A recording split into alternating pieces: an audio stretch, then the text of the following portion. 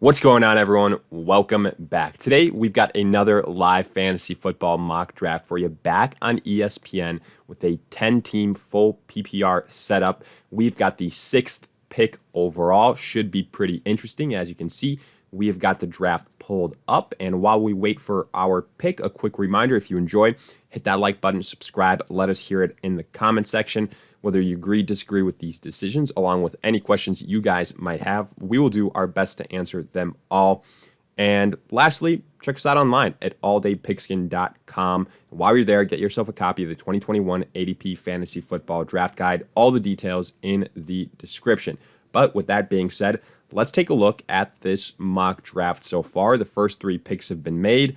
And again, I venture a guess as to say that these will be the exact three selections come draft day. Christian McCaffrey, Dalvin Cook, Alvin Kamara in that order. Honestly, wouldn't be shocked if Alvin Kamara is the second pick overall, then Dalvin Cook. But you see Derrick Henry there. Here, what I've been doing before usually is honestly been taking somebody like an Austin Eckler. But you know what? I'll switch it up here. I'll go with a guy that I also really like in this range. I'll go with an Ezekiel Elliott. I think people are kind of sleeping on Zeke a little bit this season. I think, the offensive line is still good enough for Ezekiel Elliott to be perfectly fine. I think that this offense is going to be, again, high scoring, and he's still going to be very involved as a whole in terms of the game plan. Yes, Dak Prescott is kind of transitioning this offense to a more pass-heavy type of team. But to me, Ezekiel Elliott is still worthy of, a top 5, top 6, top 7 type of selection. So we're going to gamble here a little bit, hopefully see somebody like an Austin Eckler or an Aaron Jones fall to us. If it wasn't Ezekiel Elliott there at 6, I would have probably gone with Eckler or with Aaron Jones. But, that's, I would say probably wishful thinking, saying that Eckler is going to be available for us or Aaron Jones. We might potentially go with a guy like an Antonio Gibson instead, who I also do like. I think he's got, top 12 type of appeal. But again, to me, what could potentially put him in that upper elite echelon is what happens with the usage for J.D. McKissic. If Washington is truly serious about how they want to utilize Antonio Gibson, then, he very much so deserves to be in the consideration of a first round, end of the first round selection and definitely like a top 10 guy, especially in PPR scoring. But again, not quite sure if they're going to write out J.D. McKissic completely, whether it's going to be a fast, slow type of process. I'm not sure. So that's something really interesting to kind of consider. And until we really know that for a fact, I think Antonio Gibson is probably for that reason going to remain a second round selection. But let's look at some of these picks. So we obviously know what happened with the first 4 picks. Then you saw Devontae Adams. We took Zeke. Then went Saquon Barkley. Again, this is the range I expect for Saquon, considering that, he's coming off a major injury.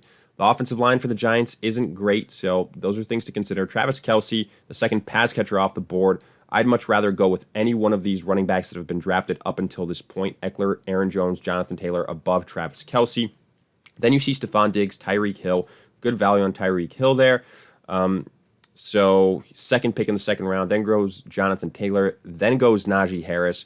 So right now we're in an interesting situation where we've got Nick Chubb, technically per the ESPN big board. He's, the next best available player, but in PPR scoring, I would disagree with that. Yes, in standard scoring, he's like a top 5 pick, you know what I mean? Or right outside of that. But here, as far as running backs that I would go with, it's Antonio Gibson. And so I'm going to pull the trigger on him here. I also do really like a James Robinson in the third round. I'm kind of hoping that he is available for us there. Honestly, per my rankings after the Travis Etienne injury, once I sat down and looked at it all again in depth, James Robinson has serious potential to be a top 10 running back, like again. And, on a better offense with, again, pretty much no competition behind him, he's going to get that pass catching work again now, which was going to go to Travis Etienne. Probably if you look at last year as an indicator, over 1,000 yards, he missed some time. So probably going to be like on the door of 1,100, maybe 1,200 yards. You put in like between 35, probably 50 receptions. That equates to a pretty stellar season from James Robinson. If I can get him in the third round, I'd be pretty happy. Potentially we go here with an approach of going 3 running backs immediately out of the gate. I'm interested to see how that potentially plays out. We're going to be a little bit hard-pressed at the wide receiver position, but since running backs are so important, I figure that this could potentially be a pretty decent exercise and just see how it works out. But let's look at these other selections after Gibson. Nick Chubb went off the board, so to be expected, followed by DeAndre Hopkins, Metcalf, and Calvin Ridley. So a run on wide receivers at the end of the second round. And I've said this over and over, that's going to happen in pretty much all of your leagues, because look at the value. I mean, Hopkins, Metcalf, Ridley, A.J. Brown, all those guys could be a wide receiver 1 on your team. Like Justin Jefferson is still there. He could be a wide receiver 1. Terry McLaurin, Keenan Allen, they can all be wide receiver 1s. So these options here are great at wide receiver. I can't knock anybody for going this way. So good picks there. Now, Clyde Edwards-Helaire, the first pick in the third round, probably, again, in a 10-team league, it's where he's going to be going. He's going to be going towards the end of the second round, early third round for CEH. Hopefully having that bounce-back season. I do believe that he will, with very little competition behind him. And I think that's going to translate to a lot more volume, kind of like what we saw at the beginning of the season in 2020, where he was being pretty productive, just missing the touchdowns, really, on a great offense, et cetera, et cetera. Joe Mixon, the second pick in the third round. So going a little bit later here with Mixon. With Mixon, the question marks are the offensive line.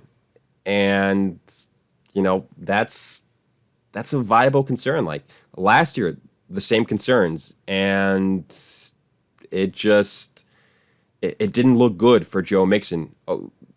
Even while Joe Burrow was healthy. Now, unfortunately, here we get sniped with James Robinson, literally the pick right before us.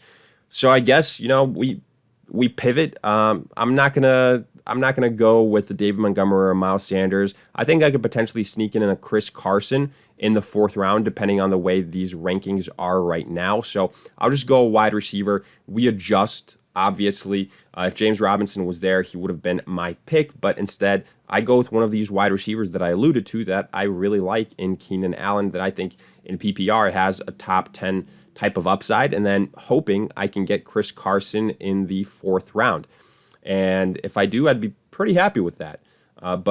Man, I would have loved it if we'd gotten James Robinson. I'm going to kind of pay attention to how this draft progresses to see what my wide receiver options would have been in the fourth and fifth round. Because again, with the player pool being as deep as it is here in a 10-team league, I think at pick 35 in the fourth round, we would have had some pretty good options at wide receiver. Like, okay, it wouldn't have been like a for sure just no-brainer wide receiver locked in top 12 guy, or top 10 guy, but I mean, the way it's shaping up, like Robert Woods is still there, Amari Cooper is still there, so Deontay Johnson, Cooper Kupp, guys that I really like, all of them there. But here, unless we get sniped again, I'm going to be going Chris Carson. So something worth mentioning, obviously you see a couple names above Chris Carson, DeAndre Swift, J.K. Dobbins. Here, we're actually going to be talking about J.K. Dobbins. In the preseason, he went down with a injury, had to be carted off, didn't look all that great. So obviously these rankings haven't been updated. So right now, J.K. Dobbins potentially, I mean, again, there's no official word out on the severity of the injury.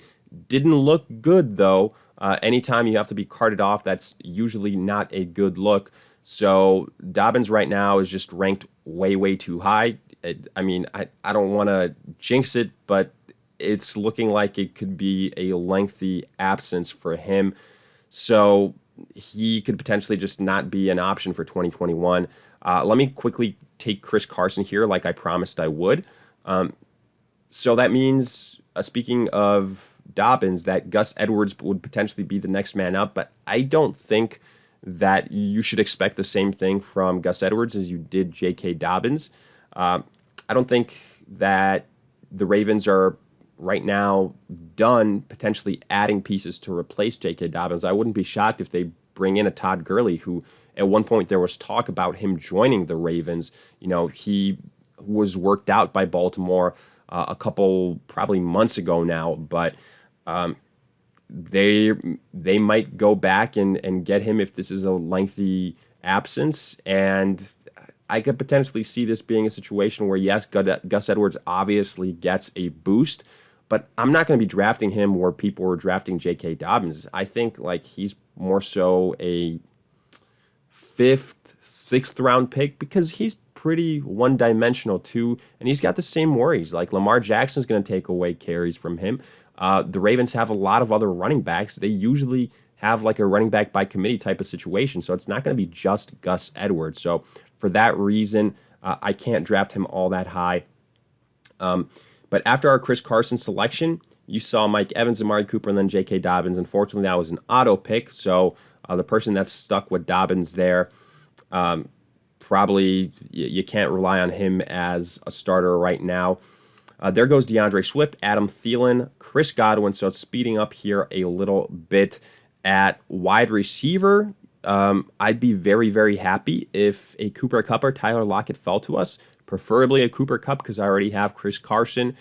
Looking at other wide receivers, looking at this list, Julio Jones wouldn't be a bad option.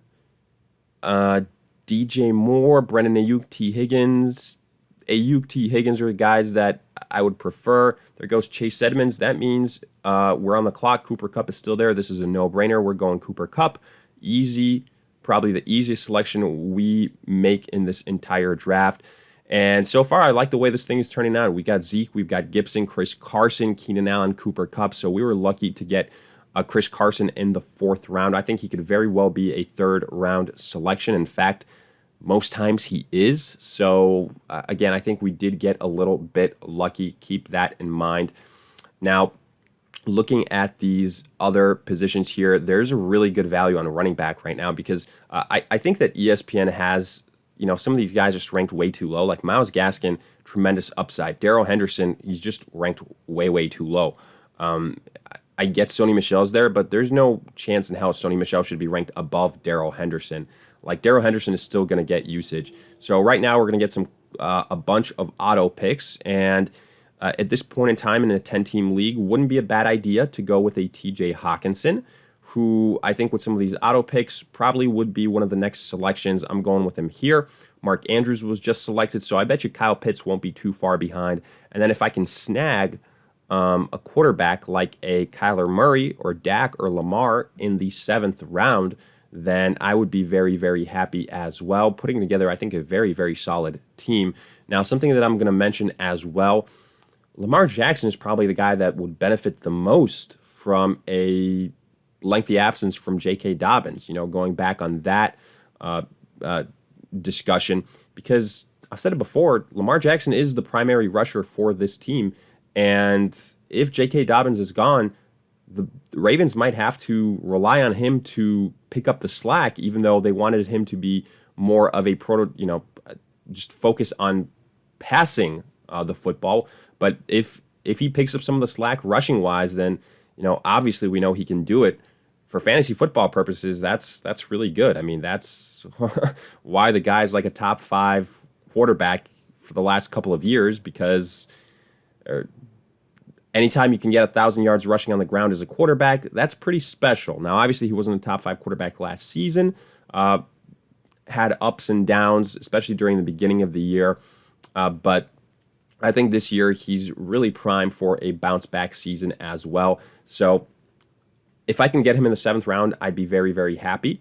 We'll see if that's the way it goes. There goes Kyle Pitts. There goes Dak Prescott. So I don't think it'll break that way for us. We got to survive 4 more picks. There's an auto pick in there. We're not getting Lamar Jackson, so I might as well just start looking at other positions to target here. Now, Chase Claypool is somebody that's interesting. Damian Harris without Sony Michel, kind of interesting. I think Mike Davis as a PPR guy wouldn't be bad either, just as more depth. And of course, I say that there goes Lamar Jackson, like I predicted, to that auto pick team. So I wasn't meant to be. Let's look at these wide receivers that are still left. Claypool is still there. Jamar Chase, we do need some decent depth here. I'm going to go with the guy and Chase Claypool, that I think will be the second wide receiver for the Pittsburgh Steelers, the number 2 guy. Then at running back, I bet we can probably get Darrell Henderson in the 8th round. Like, that's how undervalued he is here on ESPN. That's just a very bad job from ESPN in terms of ranking Darrell Henderson. And okay, well, there you go. Somebody drafted Darrell Henderson with the 2nd pick in the 8th round. So, I mean, it is what it is. Here, I'm probably going to go with, Damian Harris. I really like Damian Harris without Sony Michel. I think he's going to get more opportunities. So I think just a decent pick here. Other running backs that I really like, Jamal Williams, Ronald Jones. So we can target them a little bit later on. At quarterback, let's see what we can do there. I'll probably go with a Matthew Stafford at this point in time. Yeah, I think that's probably the best option. At wide receiver, we're going to be targeting guys that we know. We're going to be targeting Antonio Browns. We're going to be targeting Marquez Callaway, Russell Gage, Marvin Jones, those type of guys that I've been bringing up all season long that I think are just tremendous sleepers that are undervalued. So here I'm just going to continue to load up on the running back position, get a quarterback as well, and I'll be pretty happy with this. I think the only thing that could have made this team, like a type of grade is if we didn't get sniped on Lamar Jackson. If we got Lamar Jackson on the squad, look at the starting roster. Zeke, Gibson, and again, this is PPR, Keenan Allen and Cooper Kupp. Got TJ Hawkinson at tight end. Chris Carson is your flex. We're stacked at running back, a tremendous trio. Then our bench, Chase Claypool, so getting some more depth at wide receiver. Damian Harris at that point was a luxury pick. You know what I mean? So the rich keep getting richer, especially at running back. So pretty happy about that. Now, quarterback, like I said, I'm hoping I can snag Matthew Stafford here. I took a gamble to see if he would fall to us in the 9th round. If he does, then I would be very happy. We'll see if that's the case or not. But other than that, I think we had a really good draft. I'll give this like a B+ type of grade. If we miss out on Matthew Stafford, I'll knock it down to a B grade. But other than that, I think that this went about as well as you could hope for. I think we did get lucky on Cooper Kupp. I should point that out. Probably got a little bit lucky on Chris Carson. But for the most part, all these other selections, they were kind of on par with what you should expect in a 10-team league. If you're drafting around that middle spot, 5th, 6th, 7th overall, somewhere around there, I think this is definitely something you could expect. And, unless there's absolutely some insane picks. But, yeah, this is pretty typical. Obviously, we had J.K. Dobbins being drafted early on. That won't be the case in drafts moving forward.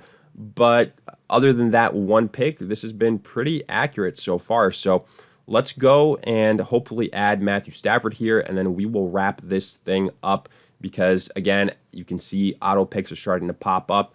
And I think we've got a pretty good idea of our roster at this point in time. So let's get Matthew Stafford. We need a quarterback. I really like his upside. And I love the weapons. Get that nice little stack with Cooper Kupp. So, yeah, I love everything about this. But, hey, let me know it in the comment section, whether you agree, disagree, along with any other questions you guys might have. I'll do my best to answer them all. And, again, if you enjoyed, hit that like button, subscribe. Check us out online at alldaypigskin.com. While you're there, get yourself a copy of the 2021 ADP Fantasy Football Draft Guide. Details in the description.